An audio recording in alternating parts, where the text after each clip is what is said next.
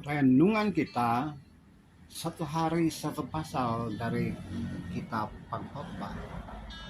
Hari ini pengkhotbah pasal yang keempat, bagian kedua, ayat 8 sampai ayat 16. Kemarin kita berlihat bersama pengkhotbah pasal 4 ayat 1 sampai 6. Saudara-saudara, dalam kemanusiaan, saudara-saudara yang mengasihi Tuhan dan Tuhan kasihi, bagian ini juga mempunyai pelajaran rohani yang indah untuk saudara dan saya. Ayat 7 sampai 16 sepertinya tentang ada dua hal yang besar. Yang pertama adalah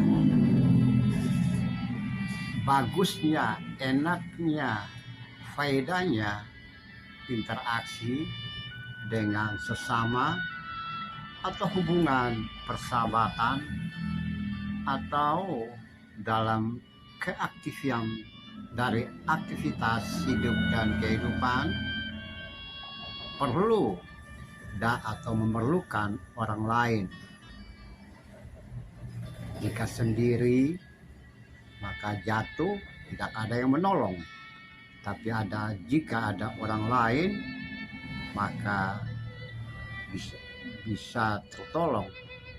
Lebih baik dua orang dari satu orang. Kemudian yang kedua menyangkut orang muda yang berkhidmat, kemudian menjadi pemimpin.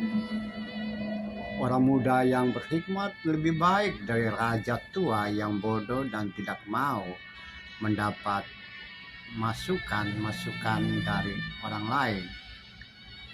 Si orang muda itu bisa berkarya, keluar dari penjara diri atau keadaan yang terbatas, kemudian menjadi raja, maka orang pun akan memuji dia. Ya, namun jika ada hal-hal yang menyimpang terjadi, maka seorang muda tadi tidak bisa juga berbuat banyak dalam hidupnya. Saudara-saudara, dalam kemanusiaan, saudara-saudara yang Tuhan kasihi, kita memperhatikan hal yang pertama, interaksi di dalam hidup dan kehidupan juga menunjukkan bahwa manusia tidak bisa hidup seorang diri. Jika terjadi dalam kesendirian seperti itu tanpa orang lain, maka jika ada masalah, dia tidak mampu untuk keluar dari masalah tersebut. Bukankah dalam hidup dan kehidupan kita setiap hari kita juga membutuhkan persahabatan, teman, orang lain untuk menopang, mengingatkan, menggandeng tangan, menuntun, dan membimbing, saling bercerita satu sama lain, saling berbagi, saling memperhatikan satu sama lain. Bagaimana hidup kita dan orang-orang di sekitar kita? Apakah pola seperti itu kita masih bisa pelihara atau tidak? Interaksi dalam hidup dan kehidupan yang membutuhkan orang lain. Tidak ada seorang yang mampu hidup normal tanpa interaksi dengan sesama. Orang yang menyendiri, memisahkan diri dari masyarakat, dari lingkungan, ya bisa saja dia punya tujuan tertentu. Dia tinggal di tempat yang sepi seorang diri. Walaupun seperti itu, dia juga pada suatu waktu membutuhkan interaksi dengan yang lain. Katakanlah membeli makanan, minuman, atau hal-hal yang lain.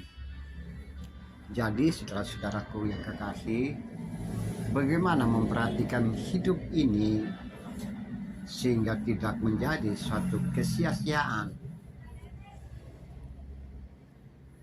Banyak orang yang bergaul, tapi kalau kita tidak mau bergaul, maka itu juga kesia-siaan. Menikmati kesenangan, kekayaan, itu juga hal yang menyusahkan.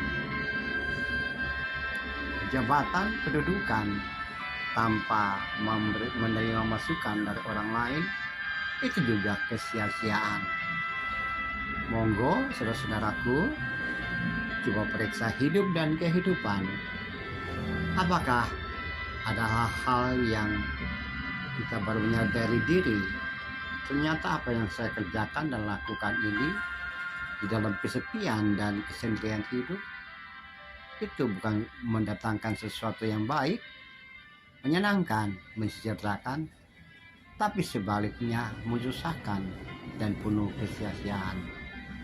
Mari kita melangkah pasti di dalam hidup dan kehidupan, karena hidup dan kehidupanmu bukan hidup dan kehidupan yang kosong, yang tak bermakna dan tak berguna apa-apa, melainkan adalah hal-hal besar yang bisa kita kerjakan dan lakukan di dalam durasi hidup dan kehidupan di dunia yang telah Tuhan ciptakan untuk saudara dan saya.